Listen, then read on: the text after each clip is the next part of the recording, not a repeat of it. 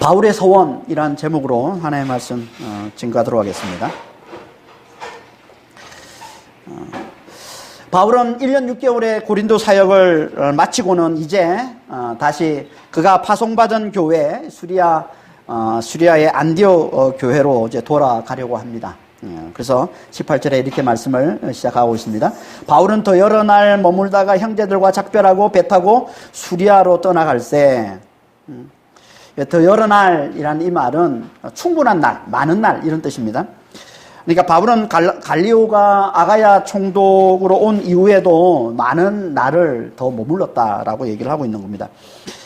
다른 데서 항상 유대인의 핍박이 있으면 급하게 떠나기 바빴는데 고린도에서는 아니었던 거죠. 그곳에서는 유대인들의 핍박 가운데서도 여유 있게 형제들과 더 여러 날 오래 머물다가 떠났다라는 겁니다.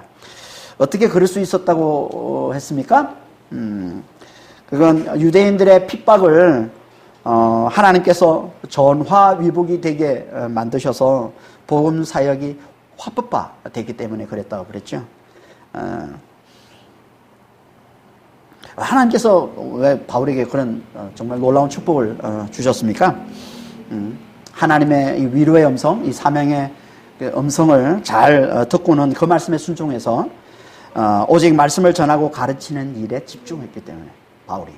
그러니까 우리도 성령 안에서 하나님의 이 위로의 음성, 이 사명의 음성을 좀 잘 듣고 두려움 없이 복음을 전하는 일에 우리가 집중하면 하나님께서 우리의 삶 가운데서도 바울처럼 이렇게 전화위복의 놀라운 복을 하나님 우리에게 허락해 주실 겁니다. 그렇게 바울이 형제들과 여러 날 머물다가 이제 고린도를 떠나게 되는데요. 떠날 때 누가 바울과 함께 떠났다고 합니까? 브리스길라와 아굴라. 그렇죠? 시리아로 떠나갈 때 브리스길라와 아굴라도 함께 하더라. 브리스길라와 아굴라. 그들이 왜 바울과 함께 고린도를 같이 떠났을까요? 여기 이제 몇 가지 이유가 있는데요. 하나는 이제 인간적인 이유로 이들은 이제 천막 만드는 일을 하는 사람이라고 그랬잖아요. 천막 장사하는. 그러니까 천막 장사인 극성수기가 당시 그 고린도에 있는 그 유명한 이스트미아 경기대회라고 제가 앞에서 말씀을 드린 적이 있는데 2년마다 열리는 아주 유명한 이제 경기대회. 여기 이제 상당히 많은 사람들이 모여들어서 이제 천막 수요가 아주 급증하는 그래서 그 극성수기였는데 그게 이제 AD 51년 봄에 그 경기대회가 열리고 이제 끝난 상태입니다. 그러니까 더 오래 거기에 머물 이제 필요가 없어진 거죠. 브리스길라와 아굴라가. 그래서 바울이 떠날 때 함께 떠난 것이다. 이렇게 볼 수 있는 겁니다. 그리고 이 브리스길라와 아굴라 부부는요, 항상 어떤 생각을 했냐면 그들은 자신들이 쫓겨나온 로마로 언젠가는 반드시 다시 돌아가겠다는 생각을 하고 있었어요. 그래서 좀 어떻게 보면 어느 곳에 머물고 또 그걸 떠나는 것에 있어서 좀 더 자유로웠던 겁니다. 한 곳에 오래 머물 생각이 없었던 거죠. 그래서 고린도에 한 3년 정도 이제 머물다가 이제 바울이 떠날 때 함께 이제 같이 떠나게 된 것이고 함께 이제 에베소로 가게 됩니다. 이제 수리아로 가는 길에 경유지가 에베소이기 때문에 그 에베소에서 이제 바울은 수리아로 떠나고 이 브리스길라 부부는 또 에베소에 남아서 이제 거주하게 되는데 거기서도 한 3, 4년 정도 머물다가 AD 54년에 이제 로마 황제로 이제 네로가 이제 즉위를 합니다. 클라우디오가 물러나고 이제 네로가 황제로 즉위를 하는데 이 네로 황제가 즉위하면서 유대인 추방령을 해제시키니까 이제 브리스길라 부부가 다시 로마로 돌아갑니다.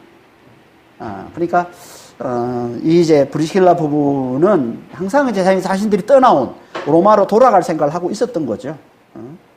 그래서 바울이 떠날 때 함께 움직이고 했다가 이제 로마가 다시 열리기만을 기다리고 열리자마자 이제 다시 이제 로마로 돌아간 것으로 그렇게 볼 수 있습니다. 또 한 가지 이유는 그런 그들을 바울의 동역자로 쓰시고자 하시는 하나님의 인도하심이 있었기 때문에 그런 거죠. 하나님 인도하시고. 하나님께서는 그 바울이 고린도 사역을 하기 전에 브리스길라 부부를 1년 전에, 바울이 고린도에 들어오기 1년 전에 브리스길라 부부를 고린도로 먼저 미리 들어오게 하셔서 바울의 고린도 사역의 기반을 닦아놓게 하셨다라고 이제 앞에서 우리가 말씀을 나눴죠. 그런 것처럼 이번에도 하나님께서 이 브리스길라 부부를 바울과 함께, 바울의 동역자로 붙여주셔서 바울과 함께 에베소로 가게 하시고는 그 에베소의 이 브리스길라 부부, 브리스길라 이 부부만 남겨두고, 바울은 이제 다시 수리하러 갑니다. 남겨놓고 그곳에서 다시 돌아올 바울이 이제 수리하러 갔다가 6개월 후에 다시 돌아옵니다, 에베소로. 그러니까 다시 돌아오기 전에 그 6개월 동안 이 바울의 이 에베소 사역, 다시 돌아와서 3차 선교 여행을 이제 시작하게 되는데, 3차 선교 여행에서 그러니까 바울의 모든 선교 여행에서 가장 오래 머물게 되는 곳이 에베소입니다. 다시 돌아와서 이제 3년 정도 에베소에 머물게 되는데, 그 에베소 사역을 이 브리스길라 부부가 다시 이제 그 에베소에서 기반을 닦아 놓는 일을 하는 거예요. 하나님께서 이 부부를 그렇게 쓰시는 거예요, 에베소에서. 그러니까 바울이 오기 전에 미리 브리스길라 부부를 에베소에 남겨두고 거기서 기반을 닦아 놓은 거예요. 바울의 이 에베소 사역의 기반을. 그래서 다음 주에 자세히 살펴보게 될 텐데, 자기 집을 오픈해서 교회로 모여서 전도와 양육에 힘쓰면서 바울이 올 때까지 그 기반을 닦아 놓는 거예요. 뿐만 아니라 또 나중에 로마로 돌아가서도 이 브리스길라 부부는 자기 집을 오픈해서 전도와 양육에 힘쓰면서 바울의 말년의 로마 사역의 기반을 또 훌륭하게 닦아 놓습니다. 로마서 16장 3절 5절 보겠습니다. 너희는 그리스도 예수 안에서 나의 동역자들인 브리스가와 아굴라에게 문안하라. 그들은 내 목숨을 위하여 자기들의 목까지도 내놓았나니 나뿐 아니라 이방인의 모든 교회도 그들에게 감사하느니라. 또 저희의 집에 있는 교회도 문안하라. 지금 이제 로마서는 로마 교회에 이제 바울이 편지를 한 건데요. 그 로마 교회 성도들에게 그곳에 있는 이제 브리스가 부부의 이 동역자, 그들의 열심에 대해서 칭찬하면서 그의 집에서 교회로 모이고 있는 자들과도 인사하라고 지금 얘기하고 있는 거예요. 그러니까 바울의 말년에 로마 사역을 또 기반을 닦아 놓는 거예요, 브리스가 부부가. 하나님 그렇게 인도하시는 겁니다. 그러니까 그들은 항상 바울의 동역자로서 바울의 복음 사역의 기반을 미리 닦아놓는 그런 역할을 감당했던 거예요. 마치 세례 요한이 예수님의 길을 미리 닦아놓았듯이 그렇게 하나님께서 쓰시는 거예요. 이 브리스가 부부를 바울의 이 본격적인 복음 사역의 기반을 미리 닦아놓는 동역자로 그렇게 이 부부를 하나님께 그렇게 쓰시는 거죠. 일종의 천병이에요, 천병.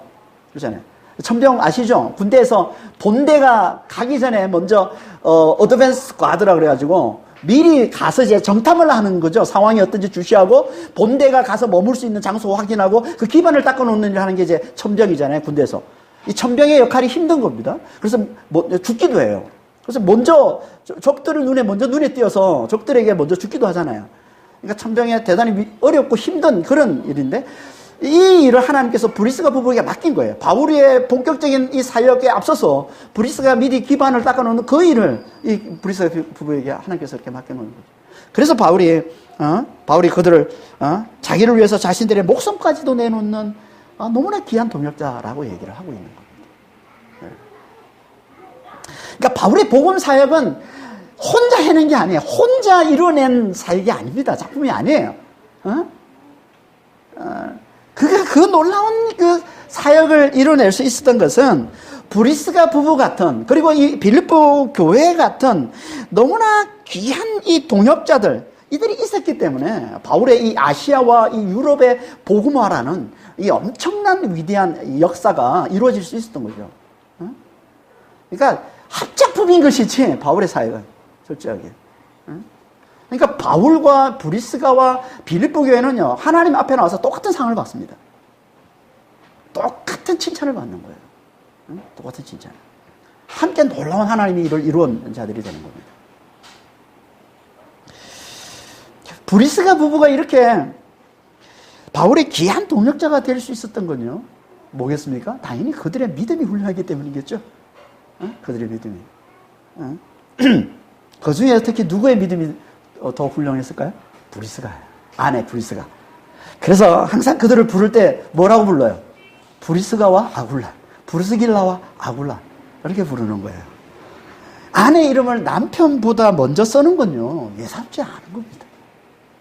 요즘처럼 남녀 평등이 상식이 돼버린 지금도 솔직히 남편과 아내 이름을 쓸 때 남편 이름을 먼저 쓰지 아내 이름은 잘 안 쓰잖아요. 특별한 경우 아니면은, 하물며 여자를 물건처럼 취급하던 과거에는 오죽했겠습니까? 어떻게 감히 남편의 이름 앞에 아내 이름을 씁니까? 그런데 그런 상황에서 편지마다 항상 아내 이름을 먼저 썼다는 건요, 이거는 진짜 예사롭지 않은 거예요. 이거는 엄청난 거예요. 뭘 보여주는 겁니까? 그만큼 이 브리스가의 믿음이 대단했음을 보여주는 거예요. 브리스가의 열심히, 브리스가가 이 교회에서 그리고 복음 사회에서 차지하는 비중이 대단했음을 보여주는 겁니다. 그러니까 브리스가의 믿음이 대단했던 거예요. 진짜 열심히 있었던 거예요. 그래서 앞에서 방금 읽어봤지만 로마서 16장 4절에 보면 뭐라고 그래요? 이방인의 모든 교회도 그렇게 감사하는 일은, 나뿐 아니라 이방인의 그러니까 모든 교회 소문이 날 정도로 이 브리스가의 믿음은 진짜 대단했던 겁니다. 우리에게도 이런 브리스가 같은 이런 정말 하나님의 사역에 동역에 정말 열심히 있는 그런 믿음이 하나님 앞에 좀 이렇게 드려줄 수 있기를 예수님으로 축원합니다. 이런 정말 대단한 믿음, 브리스가의 믿음이 우리에게도 있기를 바랍니다. 이렇게 브리스가 부부가 바울의 귀한 동역자가 된 건요, 그들의 믿음과 또 하나님의 인도하심이 있었기 때문이죠. 하지만 여기에 또 한 가지가 더 있습니다. 또 한 가지 이유가 더 있습니다. 그게 뭘까요? 그건요, 바울이 그들에게 보여준 하나님에 대한 믿음과 사랑과 헌신이 있었기 때문에 가능했던 거예요. 그렇지 않겠습니까? 아무리 브리스가와 이 아굴라의 믿음이 대단하다 한다고 해도 바울의 믿음이 형편없으면 바울을 따라갔겠습니까? 바울과 함께 했겠습니까?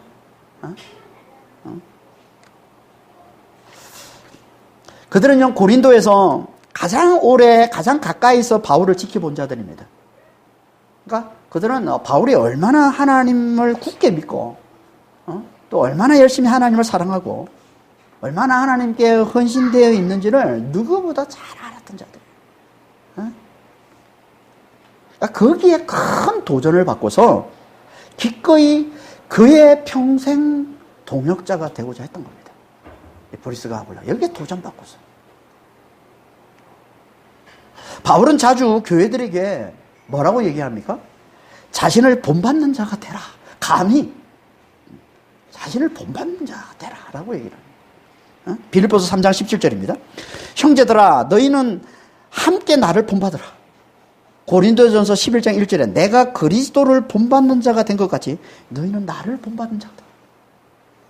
이건요, 그가 진짜 하나님을 진짜 제대로 사랑하지 않으면, 진짜 하나님께 제대로 헌신되어 있지 않으면 그건 할 수 없는 말이죠. 그러니까 이건 그가 그만큼 하나님께 철저히 헌신되어 있음을 정말 잘 보여주는 거예요. 그의 이 헌신됨을 잘 보여주는 이야기가 겐 그레아에서의 서원입니다. 겐 그레아에서의 서원. 겐 그레아는 고린도 서쪽에 있는 항구 도시입니다. 지도 한번 볼까요, 잠깐? 지도에 보면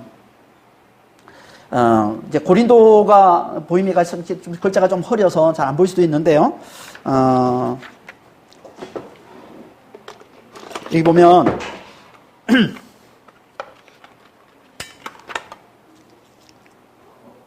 여기가 고린도입니다. 여기가 고린도예요. 여기가 스파르타고 여기가 아덴입니다. 아덴과 스파르타 사이에 고린도가 있는 거예요. 여기 고린도에 이 동쪽에, 이 동쪽, 이 서쪽이죠. 서쪽에 아드리아해의 항구가 있고, 이 내항이라고 그러고요. 그리고 동쪽에, 이게 에게인데, 에게에 있는 이 항구 도시가 있는데, 이거 외항이라고 그러는데, 이게 갱그레아입니다. 갱그레아. 그러니까 이 고린도 중심에서 이 갱그레아까지는, 한 9km, 10km 정도 된다고 그래요. 그러니까, 당시에는 대단히 큰 그런, 항구 도시였던 거죠. 갱그레아가. 바울은요, 이 고린도에서 사역을 하면서 자주 여기 갱그레아까지 가서, 복음을 전했던 겁니다. 그래서 나중에, 갱그레아 교회를 세우죠. 베베 자매가 이제 섬기는 이 갱그레아, 교회를 세우게 됩니다. 로마서 16장 1절에 보면, 내가 갱그레아 교회 일꾼으로 있는 우리 자매 베베를 너에게 추천하노니. 그러니까 여기 고린도 사역을 하면서 이 갱그레아 교회를 세워요. 거기에 이제 베베를 전도하고 베베를 양육해서 갱교회를 섬기는 이제 사역자로 세우게 되는 겁니다. 이게 갱그레아 교회예요. 그러니까 바울은 지금 브리스가 부부와 함께 이제 고린도에서 이제 이 갱그레아까지 온 거예요. 이곳까지 와서 여기서 배를 타고 이제 고린도를 떠날 생각이었던 거죠. 갱그레아에서. 그런데 떠나기 전에 그곳에서 뭘 했다고 합니까? 일찍이 서원을 했기 때문에 머리를 깎았다라고 얘기를 합니다. 이게 이제 18절 후반절 말씀이잖아요. 바울이 일찍이 서원이 있었으므로 갱그레아에서 머리를 깎았더라. 이 말은 그가 머리를 깎는 게 서원이 아니라 일찍이 서원을 해서 서원을 했어요. 그래서 그 서원이 뭐냐? 머리를 깎지 않는 게 서원이에요. 그러니까 일찍이 하나님께 서원해서 머리를 깎지 않다가 이제 고린도를 떠나면서 서원을 끝마치는 의식으로 머리를 깎았다는 겁니다. 무슨 얘기인지 알겠죠? 그러니까 일찍 하나님께 서원을 한 거예요. 제가 고린도에 있는 동안에는 하나님 제가 머리를 깎지 않겠습니다. 라고 하나님께 서원을 한 거예요. 그리고 이제 고린도를 떠나면서 이제 서원을 끝마치는 의식을 하는 게 그게 머리를 깎는 겁니다. 아시겠죠? 이 말씀이 그런 의미예요. 그럼 바울은 고린도에서 왜 서원을 했을까요? 또 언제 했을까요? 기록이 나오질 않기 때문에 정확히는 알 수가 없습니다. 하지만 대략 많은 신학자들이 추측하건대, 그리고 보통 일반 이제 유대인들을 비춰보면 이제 이 바울이 왜 서원을 했는지 이제 알 수 있다라고 얘기를 합니다. 그 유대인들을 비춰볼 때, 이건 하나님의 돌보심에 대한 감사의 뜻으로 자기의 삶을 하나님께 드린다는 뜻으로 행한 나시린의 서원일 가능성이 많다라고 얘기를 합니다. 나시린의 서원. 유대인들은 종종 하나님의 돌보심에 감사하면서 나시린의 서원을 하나님께 드렸다고 합니다. 나시린의 서원은요, 민수기 6장 1절에서 21절에 나오는 율법이에요. 하나님의 율법. 율법인데, 하나님께 자신을 드리고자 하는 자가 특정한 기간 동안 특별한 헌신으로 자신의 삶을 따로 구별해 놓는 걸 말하는 게 이게 나시린의 서원이에요. 그때 하나님이 정하신 구별이 세 가지입니다. 세 가지. 첫째는 술을 멀리하라는 것이고, 두 번째는 머리를 깎지 말라는 것이고, 세 번째는 시체를 만지지 말라는 겁니다. 민수기 6장 2절에서 7절 말씀을 같이 한번 보겠습니다. 민수기 6장 2절에 7절입니다. 나시린의 서원을 하고 자기 몸을 구별하여 하나님께 드리려고 하면 포도주와 독주를 멀리하며 삭도를 절대 그의 머리에 대지 말 것이라. 여호와께 드리는 모든 날 동안 시체를 가까이 하지 말 것이라. 그는 여호와께 거룩한 자니라. 술을 멀리하라는 건요, 육체의 쾌락을 멀리하라는 겁니다. 육체의 쾌락, 육신의 일. 술은 육체의 일을 대표적으로 나타나는 표현이에요. 술을. 그래서 술을 멀리하는, 육체의 쾌락, 육체의 일을 멀리하라라는 거고, 머리를 깎지 말라는 건요, 하나님께 헌신된 자의 표시로 하나님께만 집중하라라는 말이에요. 하나님께만 집중하는 걸 말하는 거예요. 머리를 깎지 않는 것. 그리고 시체를 만지지 말라는 건요, 영생을 사는 자임을 나타내는 거예요. 영생을 사는 자임을 나타내는 표시로 시체, 죽음을 가까이 하지 않는 거예요. 그러니까 나시린 서원, 나시린의 서원은 한마디로 육신을 멀리하고 하나님께만 집중하는 걸 말하는 거예요. 이게 하나님께 헌신된 자 나시린이라는 겁니다. 나시린. 이 나시린이라는 나실이라는 말이 이게 히브리어예요. 히브리어 나지르라는 말인데 이 나지르는 나자르라는 난에서 파생된 거죠. 나자르가 이게 구별하다, 헌신하다라는 뜻이거든요. 이 명사의 이제 나지르, 구별된 자, 헌신된 자라는 뜻입니다. 나지르. 하나님께 헌신된 자라는 말하는 거예요. 그래서 예수님도 나시린이다 이렇게 얘기를 하기도 합니다. 나사렛 사람이라는 단어가 바로 이 나지르라는 단어에서 나온 것으로 파생된 것으로 그렇게 보고 있죠. 그래서 예수님도 하나님께 헌신된 자, 하나님께 구별된 자, 하나님께 헌신된 자라고 얘기를 하는 겁니다. 우리는 다 그리스도 안에서 마침내 영원토록 육신을 죽이고 하나님께만 집중하며 영생을 사는 이 헌신된 자의 삶을 살게 될 것입니다. 우리는 다. 그렇죠? 이게 하나님 약속이잖아요. 그러니까 헌신된 자, 이 나질의 삶을 살게 되는 거예요. 육신을 죽이고 하나님께만 집중하고 영생을 사는 자. 이게 하나님께 헌신된 자, 나질의 삶인데 다 우리는 다 이 삶을 살게 돼요. 마침내.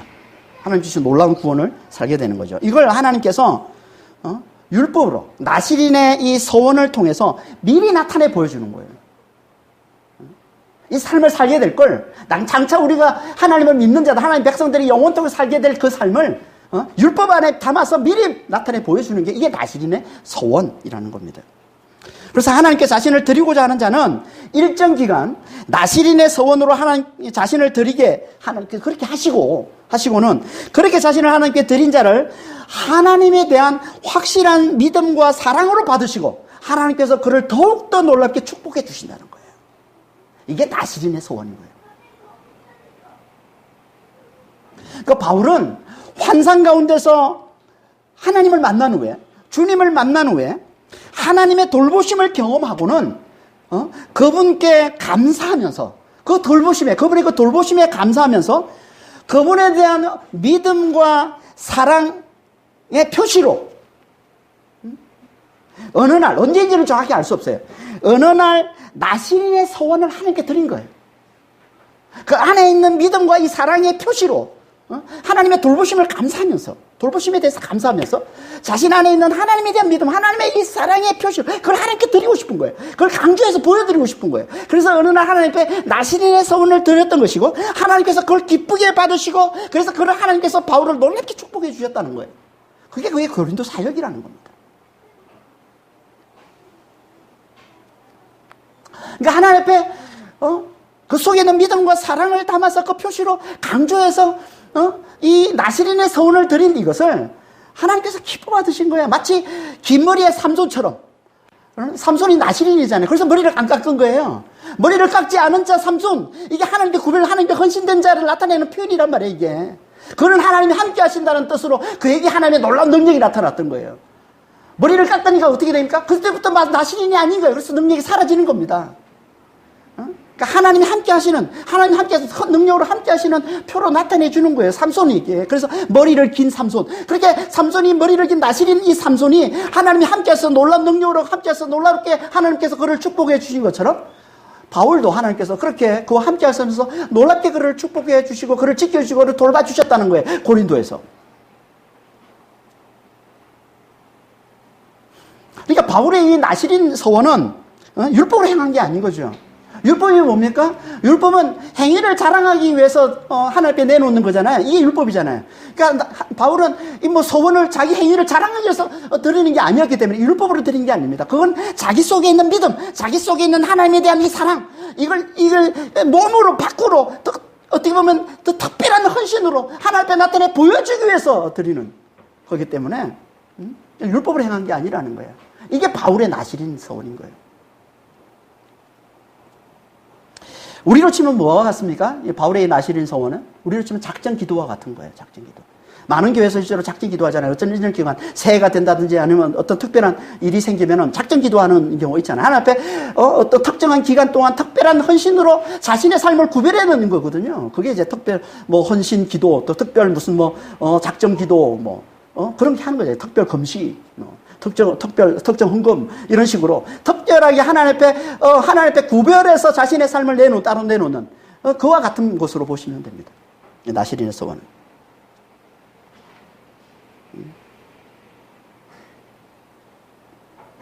그러니까 우리 속에 있는 하나님에 대한 믿음과 사랑을 몸으로 특별한 헌신으로 보여주는 이 작정 기도는요, 하나님 기뻐하십니다. 그게 우리의 행위를 자랑하는 율법이면 당연히 하나님 거기 관심 없지만 내 행위를 자랑하기 위해서 내가 나를 하나님 자랑하기 위해서 그런 거면 그건 하나님 거기에는 그 율법에 관심 없어요. 거기에는. 하지만 내 믿음, 내 안에 있는 하나님에 대한 이 믿음과 이 사랑을 하나님께 보여드리고 싶어서 자원해서 몸으로 강조해서 나타내 보여주는 것.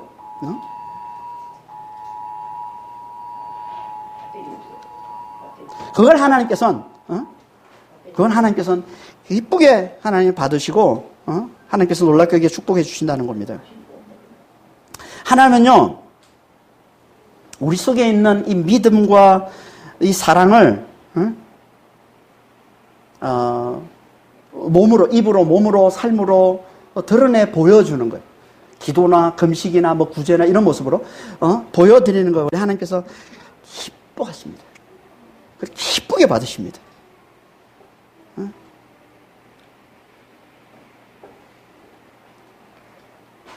그래서 로마서 10장 10절에 이렇게 말씀하고 있는 거예요.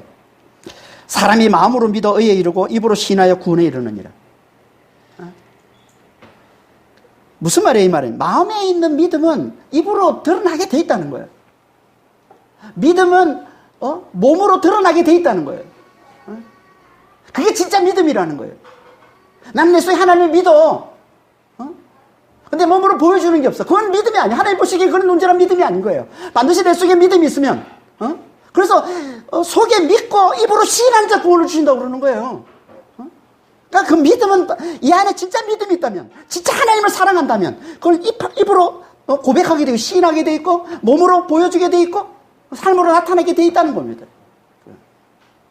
하나님은 그걸 믿음의 증거로 보시고 하나님은 그걸 기뻐하신다는 거예요.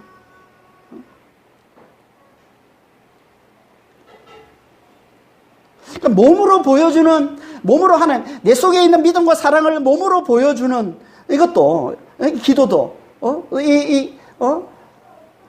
금식이나 이런 것도, 이 구제, 이런 것도 하나님이 기뻐하시는데, 그걸 더 강조해서 보여주는 특별한 헌신으로, 서원해서, 작정기도, 금식, 작정헌금, 이런 식으로 더 특별하게, 보여드리는, 강조해서 보여주는 걸 하나님이 더 기뻐하셔서 거기에 하나님이 놀랍게 축복해 주신다는 겁니다.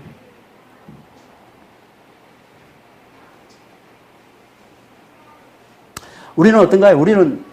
우리 속에 있는 믿음과 사랑을 하나님 앞에 어떤 모습으로 잘 보여주고 있나요?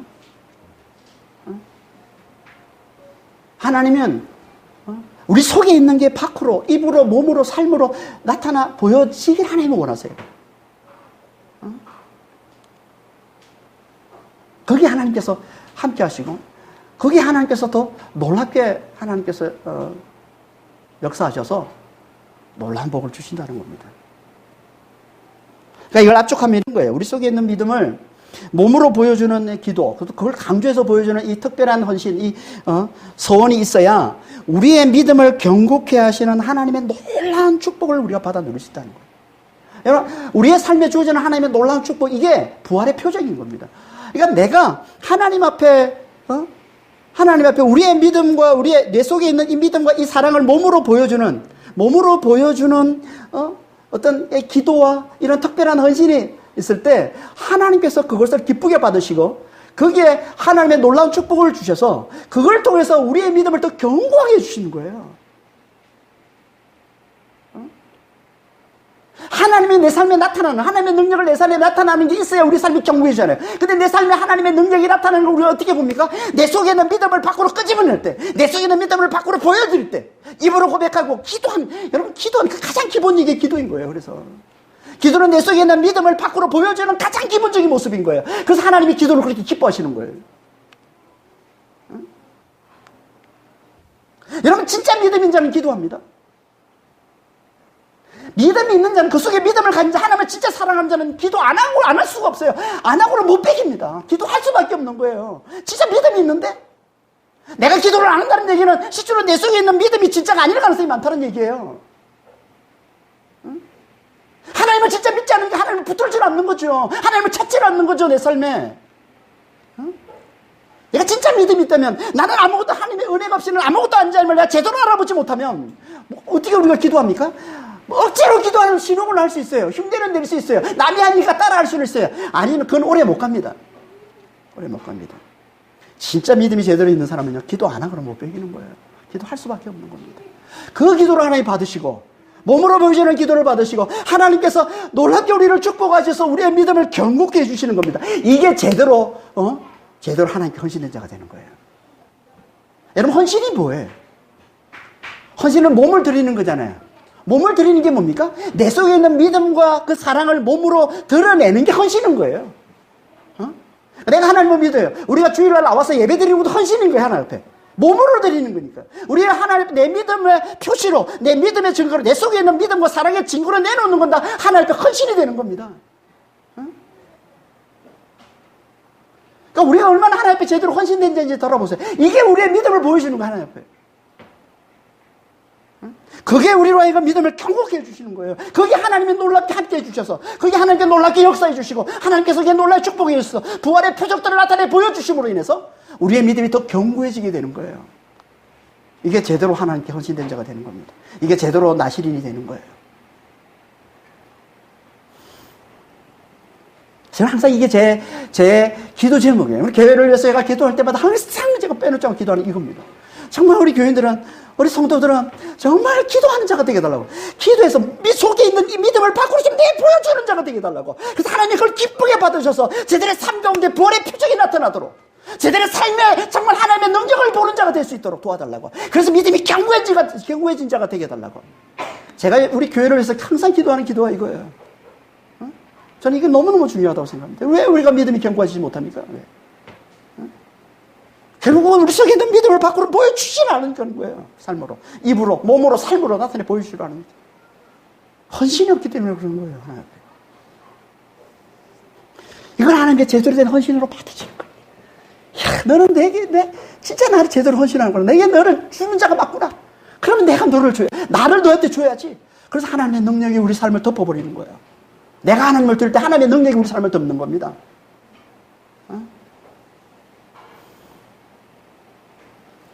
이렇게 하나님께 제대로 헌신된 자는 어떻게 할까요? 당연히 복음사역에 헌신된 자가 되는 거예요. 그래서 19절 이하에 이렇게 말씀하고 있는 거예요. 19절 한번 볼까요? 에베소에 와서 그들을 거기 머물게 하고 자기는 회당에 들어가서 유대인들과 변론하니. 수리아를 가는 배를 타고 이제 어디로 가냐면 에베소로 갑니다. 지도 다시 한번 볼까요? 고린도에서요. 자, 여기 고린도인데, 여기 고린도에서 이제 수리아는 여기가 수리아입니다. 이쪽에. 여기가 수리아입니다. 이쪽에. 자, 여기까지 가는데 그냥 안 가요, 배가. 항상 경유지가 있는데 그 경유지가 되면 아시아에서 가장 큰 도시, 가장 중요한 도시 에베소를 반드시 거쳐서 갑니다. 그래서 여기 겐그레아에서 배를 타고 에베소로 가는 거예요. 에베소. 여기서 이제 다시 또 배를 타고서 여기 이쪽 쭉 거쳐서 여기 이쪽 수리아 말고 이제 예루살렘에 들렀다가 이제 수리아로 가게 되죠, 바울이. 자, 여기 이제 수리아로 가는데 수리아 도착을 했습니다. 근데 이 수리아에 도착을 해서 어떻게 합니까? 브리스가와 아굴라는 거기에 남겨둬요. 여기 보면 에베소에 와서 그들을 거기에 머물게 하고 이렇게 했는데 머무르는 게 아니라 남겨뒀어요. 그냥 남겨두고. 이 말은 이제 바울과 이 브리스가 부부가 여기서 헤어졌다는 거예요. 그들을 이렇게 남겨두고 이제 따로 움직인 거예요. 따로 움직여서 이제 예루살렘에 갔다가 수리아로 가게 되는 거죠. 그리고 이제 어떻게 합니까? 안식일에 습관대로 회당에 들어가서 유대인들과 변론했다. 변론이 뭐라고 했습니까? 자세히 이야기하는 거라고 했어요. 다시 말해서 구약을 가지고 유대인들에게, 유대인이 잘 알고 있는 구약 성경, 구약을 가지고서 구약에서 얘기하고 있는 그리스도가 바로 나사렛 예수임을 자세히 얘기해 주는 거예요. 자세히 복음을 전해 주는 거예요. 이걸 변론이라고 했습니다. 그러니까 그런 지금 고린도 사역을 마치고 돌아가면서도 복음 전도로 쉬지 않고 있는 거예요, 지금. 이제 좀 쉴 법도 한데. 그렇잖아요. 얼마나 고생했어요, 고린도에서. 아니, 유럽 쪽에 들어오면서 생전 가보지 않는 이 유럽 지역에 들어와서 복음을 전하면서 막 쫓겨다니고, 감옥에도 갇히고, 빌립보에서 감옥에 갇히고, 두들겨 맞고, 엄청 고생을 많이 하잖아요. 고린도 와서 또 얼마나 고생 많이 했습니까? 근데 좀 쉴 법도 이제 돌아가는 길이잖아요, 이제. 자기가 파송받은 교회를 이제 돌아가는 길이잖아요. 이제 좀 쉴 법도 한데, 바울이 아니었던 거예요. 복음을 전할 환경이 또 주어지니까, 그곳에서 또다시 담대히 복음을 전하더라는 거예요. 이게 하나님에 대한 믿음과 사랑이 견고한 자, 하나님께 제대로 헌신된 자, 나시린의 삶이에요, 이게. 그러니까 하나님께 헌신된 자는요, 하나님이 가장 성령께 이끌려서 하나님이 가장 기뻐하시는 일에 헌신될 수밖에, 헌신되게 되어 있는 거예요. 하나님이 가장 기뻐하시는 일이 뭘까요? 그게 복음 사역입니다. 마치 우리가 누군가를 사랑하면 그 사랑하는 사람이 가장 좋아하는 일을 하는 것처럼, 마찬가지 우리 하나님께 헌신되어 있으면 하나님이 진짜 우리가 사랑하면 그 하나님이 가장 원하고 하나님이 가장 기뻐하는 일을 하게 되는데, 그게 하나님께는 복음 사역인 겁니다. 그리스도의 복음을 전하고 가르치는 이 복음 사역. 그러니까 하나님께 헌신되어 있기 때문에 하나님이 기뻐하시는 일을 할 어떤 환경이 열리면 가만히 있을 수가 없는 거예요. 또 복음을 전해야 되는 거예요. 복음 사역은요, 복음을 모르는 자들에게 복음을 전하는 것만 말하는 게 아닙니다. 그것만큼이나 중요한, 아니, 오히려 어떻게 보면 그보다 더 중요한 게 있는데, 그건 복음이 연약한 자들에게 다시 복음을 가르쳐서 그들의 믿음을 굳게 세워주는 겁니다. 그래서 바울이 복음을 전하고는 유대인 회당에서, 에베소 유대인 회당에서 복음을 전하고는 그거 사람들이 붙잡는데도 뿌리치고 갔다는 거예요. 그게 20절, 21절 말씀이잖아요. 여러 사람이 더 오래 있기를 청하되 허락하지 아니하고 작별하여 이르되 만일 하나님의 뜻이면 너희에게 돌아오리라 하고 배를 타고 에베소를 떠나. 그러니까 이 에베소 유대인 회당에서 복음을 전했는데, 복음을 듣고는 사람들이 마음이 열렸어요. 그래서 더 머물러 달라라고 요청을 했다는 거예요. 그런데 바울은 그 요청을 거절하고 하나님의 뜻이면 내가 다시 돌아오겠다라고 얘기하고는 거기서 떠나갔다는 겁니다. 하나님의 뜻이면, 이 말은 하나님이 원하시면 이런 말이에요. 아니, 하나님 당연히 원하겠죠. 갈급한 영혼들에게 복음을 전하는 게 하나님 가장 기뻐하는 일인데 당연히 원하지 않겠습니까? 그러니까 이 말은 하나님이 막지만 않으시면 내가 반드시 다시 너에게 다시 돌아오겠다는 이 에베소 방문에 대한 바울의 강력한 의지를 보여주는 말인 거예요. 하나님의 뜻이면 내가 다시 돌아오겠다, 이 말은. 강력한. 그래서 실제로는 바로 갔다가 바로 돌아옵니다. 그냥. 예루살렘 교회와 안디옥 교회에 들렀다가 그냥 바로 돌아오게 되죠. 그러면서 겨울이 오기 전에 그곳을 떠나야 하기 때문에, 겨울에는 배가 출항을 안 하니까 겨울이 오기 전에 배가 이제 배를 떠나야 하기 때문에 급히 이제 그곳을 떠나간 겁니다. 그럼 바울이 왜 그곳을 떠났을까요? 왜 그곳을 떠났을까요? 그건 두 가지 이제 그 설이 있는데, 설이 아니죠. 두 가지 말씀이 있죠. 두 가지 말씀이 있습니다. 하나는 이제 우리가 쓰고 있는 이게 원문이 크게 두 종류가 있어요. 이 헬라어 원문이 크게 두 종류인데, 하나는 TR이라고 그래서 이 텍스투스 리셉투스라는 원문인데, 이 여기서 번역된 성경이 킹제임스 버전이에요. 영어 킹제임스 버전. 영어 킹제임스 버전은 이 TR이라는 원문에서 번역한 거예요.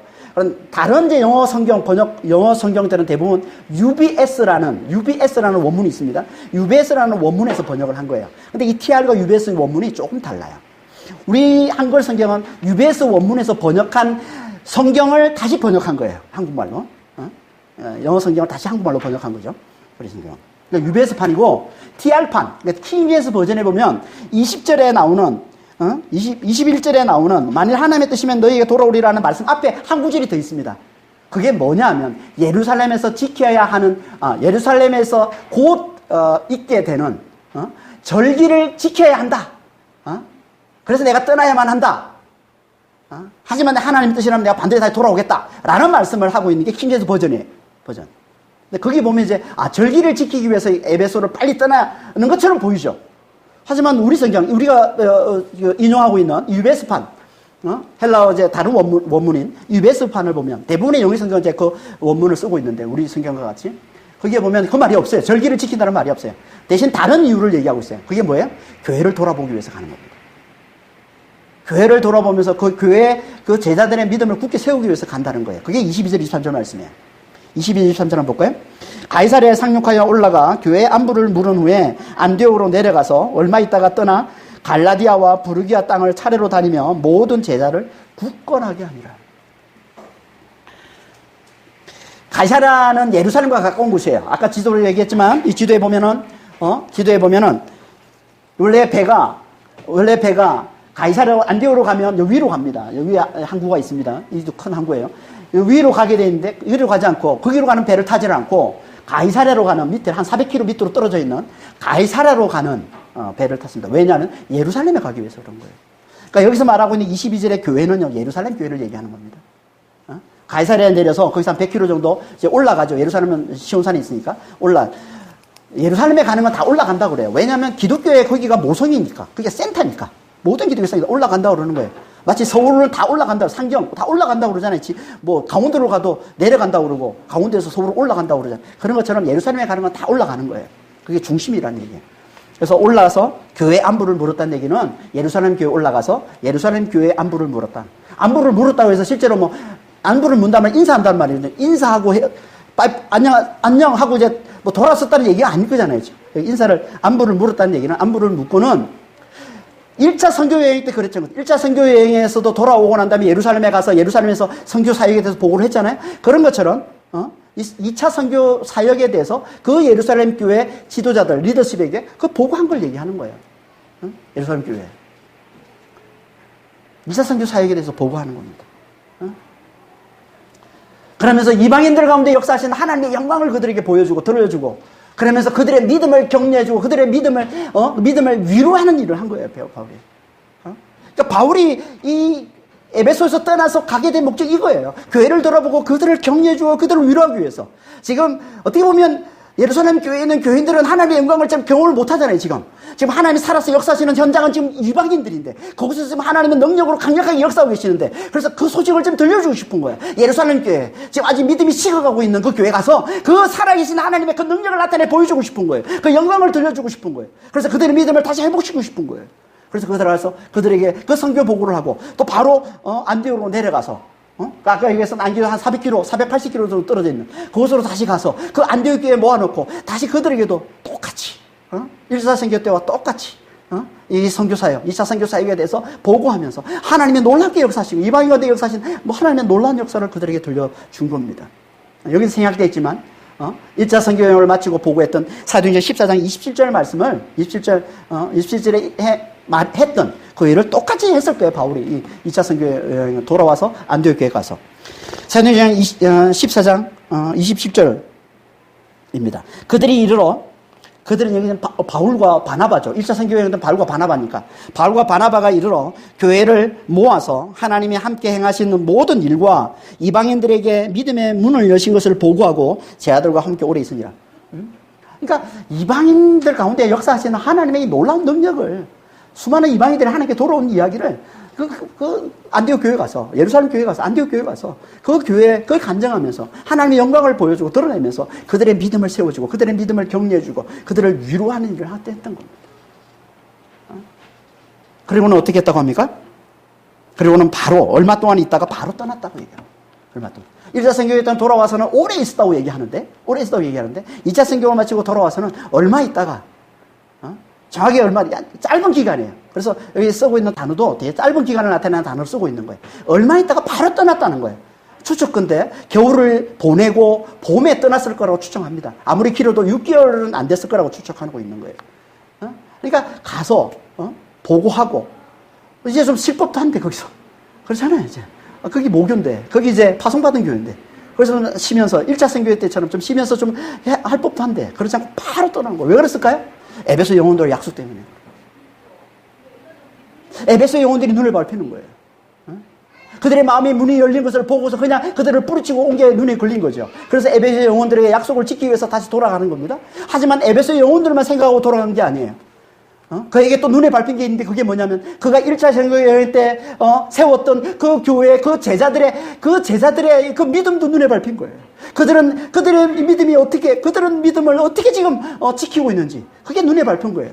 그래서 그는 에베소로 돌아가면서 어디를 둘러서 돌아갑니까? 그가 1차 선교 여행 때 교회를 세웠던 그 갈라디아와 부르기아 땅을 돌아서 에베소로 가게 되는 거예요. 그게 아까 지도에서 봤던 수리아가 여기 안디옥인데 이 안디옥에서 돌아서 어디로 가냐면 여기로 가는 거예요. 더베와 루스로와 이고니온과 비시디아 안디옥 이게 갈라디아와 부르기아 땅이에요. 저 엄밀히 말하면 이 갈라디아 남쪽에 있는 이 부르기아 땅입니다. 부르기아 땅. 이 부르기아 땅에 있는 교회들 1차 선교 때 교회들을 돌아보고 그리고 어떻게 해요? 그들의 제자들의 믿음을 굳게 세워주고 그리고 이게 바로 직진하면 서쪽으로 동쪽으로 서쪽이죠. 서쪽으로 직진하면 바로 여기에 에베소가 나오는 거예요. 여기가 에베소입니다. 여기서 직진해서 가는 곳이 에베소입니다.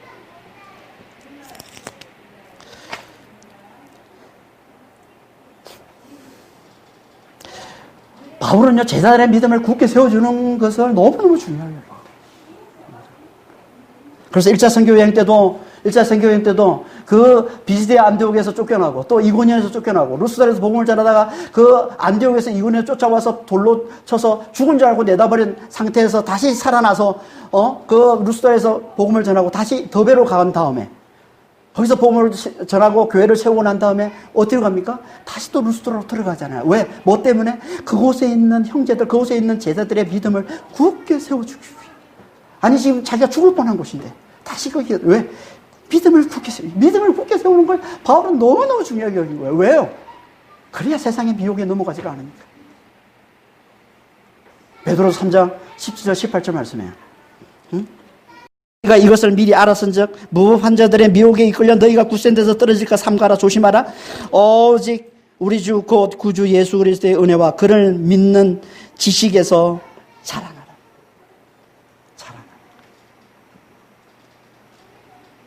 바울은 이걸 너무너무 중요하게 여긴 겁니다. 제 아들의 믿음이 굳게 세워지는 거예요.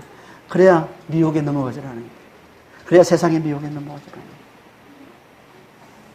여러분 믿음에 굳게 서는 게 너무너무 중요해요. 그래서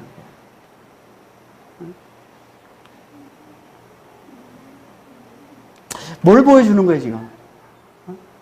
바울은 진짜 복음사에게 헌신된 자를 보여주고 있는 거죠. 복음사에 헌신된 자. 그리고 무엇보다 먼저 교회의 믿음, 이 제자들의 믿음을 굳게 세우는 일에 헌신되어 있어요. 철저히 헌신되어 있고요. 그리고 새로운 영혼들에게 복음을 전하는 일에 철저히 헌신되어 있어요. 그가 왜 이렇게 복음사에게 철저히 헌신됐다고요? 하나님께 헌신되어 있으니까. 하나님에 대한 믿음과 사랑이 그 속에 견고하게 자리 잡고 있습니다. 하나님께 헌신되어 있으니까 하나님이 가장 기뻐하시는 이 복음사에게 자연스럽게 헌신되는 겁니다.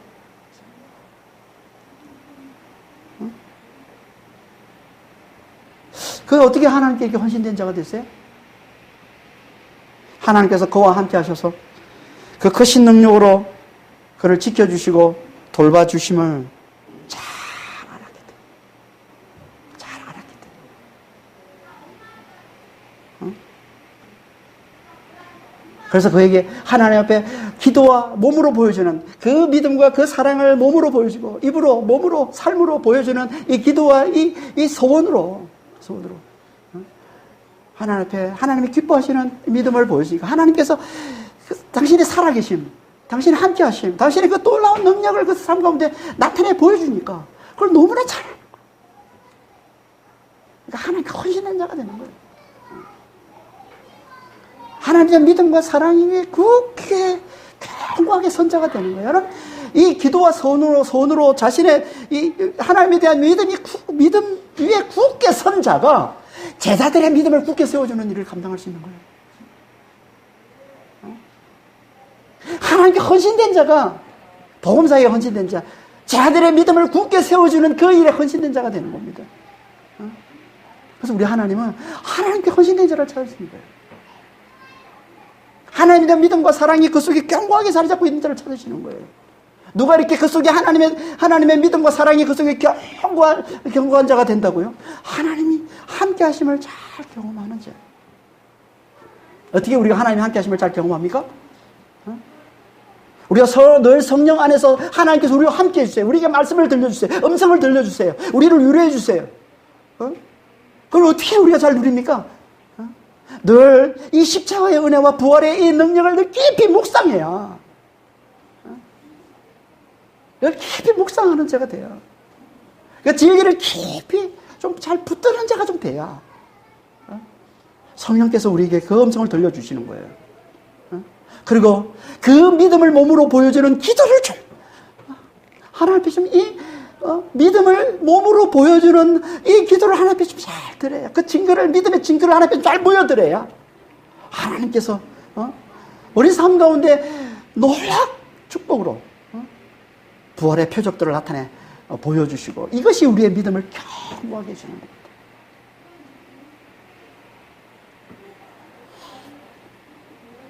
그러니까 우리는 진짜 늘 이 십자가의 은혜와 이 부활의 능력을 좀 깊이 묵상하는 자좀 되시고, 그리고 이 믿음을 하나님 앞에 우리의 몸으로, 우리 입으로, 우리의 몸으로 보여주는 정말 기도의 열심인 자가 좀 되시기 바랍니다. 그걸 더 강조하는 이 특별한 헌신, 이 소원으로 좀 더 강조해서 하나님 앞에 우리의 몸을, 우리의 속에 있는 이 믿음을 몸으로 보여주는 이런 일에 좀 하나님 앞에 좀 열심을 내셔서 하나님 그걸 기쁘게 받으셔서 정말 당신의 살아계심을 우리 삶 가운데 나타내 보여주는 이런 부활의 표적들을 좀 많이 누리는 자가 좀 되시길 바랍니다. 그래야 믿음이 견고한 자, 하나님께 헌신된 자가 되어서 하나님이 기뻐하시는 이 복음사역에 제 아들을 굳게 세우는 이 일에 헌신된 삶을 살아낼 수가 있는 겁니다. 이걸 보고 브리스가 부부 같은 이 동역자들이 함께하게 되는 것이고, 그래서 함께 하나님의 위대한 역사를 이루어낼 수 있는 겁니다. 우리 교회가 그런 교회가 됐으면 좋겠어요. 여러분들이 다 그런 신실한 하나님의 자녀들이 다 되시길 예수님으로 축원합니다. 기도하겠습니다. 하나님 아버지, 예수의 복음, 십자가의 은혜와 이 부활의 이 능력을 정말 늘 깊이 묵상하고 그 믿음을 몸으로 보여주는, 몸으로 드러내는 정말 이 기도와 더 나아가서 정말 더 강조해서 특별한 헌신으로, 소원으로 정말 그 믿음을, 우리 속에 있는 믿음을 정말 몸으로 보여주는 아버지, 이 기도와 헌신에 더욱 정말 힘쓰는 자가 될 수 있도록 주님 저희들을 축복해 주시고 주님 인도하여 주시옵소서. 그래서 아버지요, 정말 하나님께서 우리와 함께 하심을, 하나님께서 그 크신 능력으로 아버지요, 우리의 삶을 붙들어 주시고 지켜주시고 돌봐주시고 인도해 주심을 아버지 하나님, 우리가 경험하는 그런 아버지 부활의 표적들을 누리는 삶을 우리가 잘 살아갈 수 있도록 주님 도와주시옵소서. 그래야 아버지 정말 하나님에 대한 믿음이 견고한 자, 하나님께 제대로 헌신된 자가 되어서 하나님이 기뻐하시는, 하나님이 가장 기뻐하시는 복음을 전하는 일에, 제 아들을 굳게 세우는 일에 아버지요, 바울처럼 그렇게 헌신된 삶을 우리가 잘 살아갈 수 있습니다. 저희가 정말 그런 믿음을 가진 자들이 다 될 수 있도록, 저는 그런 교회가 될 수 있도록 아버지 하나님 저를 축복해 주시고 인도하여 주시옵소서. 감사하며 우리 주 예수 그리스도로 기도합니다. 아멘.